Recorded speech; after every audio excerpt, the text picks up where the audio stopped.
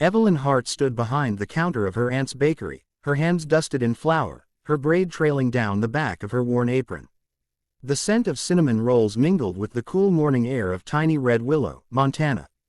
Outside, the streets were quiet, the kind of quiet that had wrapped itself around her entire life. She didn't mind. Evelyn preferred stories in books over people in real life. At 19, she had never left the state, never traveled farther than Missoula. Her world was small, predictable, and entirely ordinary, until that morning.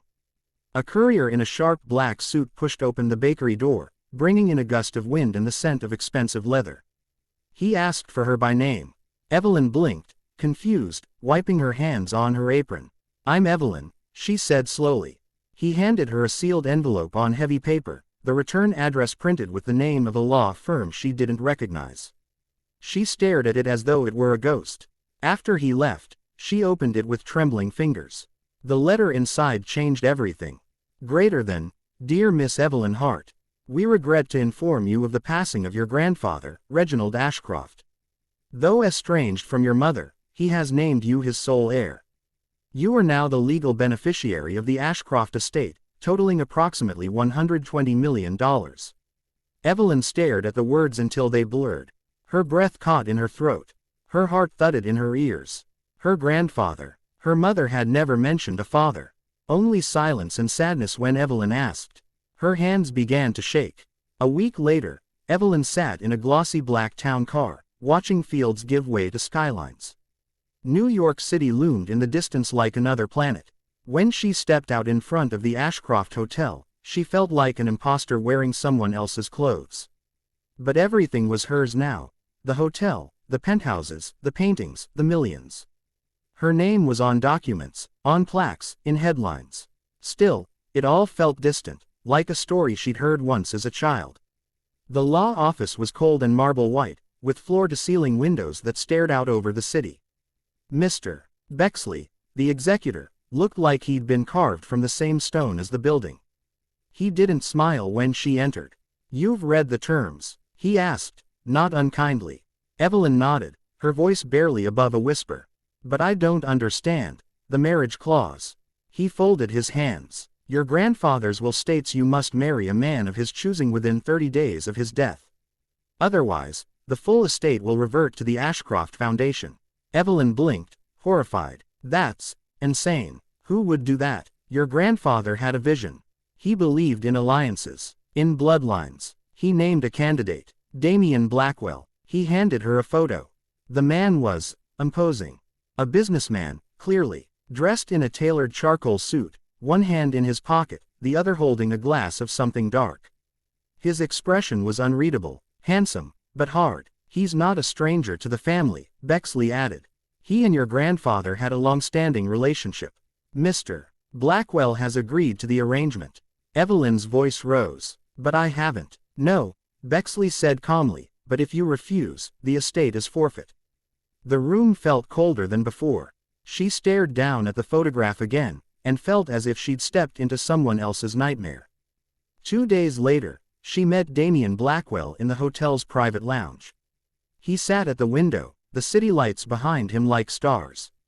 He didn't stand when she entered. Didn't offer his hand. "You're Evelyn," he said, more observation than greeting. She nodded, uncertain. He was older than her by at least 15 years, maybe more. His features were sharp, his eyes unreadable. "You're smaller than I expected," he said. She flushed, unsure whether to take offense. "I didn't ask for any of this." "No one asks for a tsunami," he said.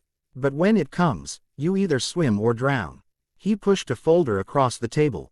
Inside, a contract, prenuptial agreement. She skimmed it with growing horror. Strict clauses, control over her finances, her location, even her wardrobe. "This is a prison," she said quietly. "This is a business arrangement," he replied.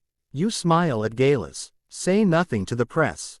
We don't have to speak again until this contract ends, 5 years. After that, you can take your half and vanish.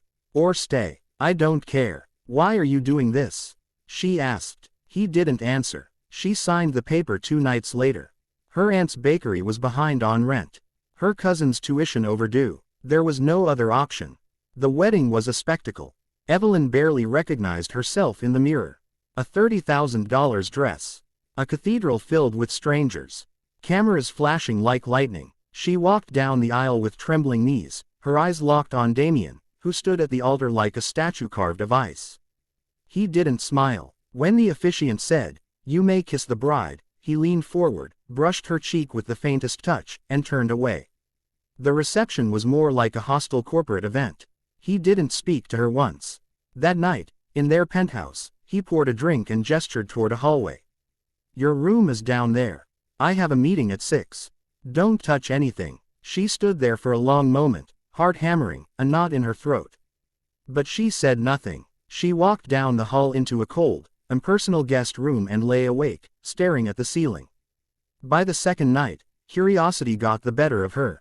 The penthouse was massive, and Damien's library looked like it hadn't been touched in years.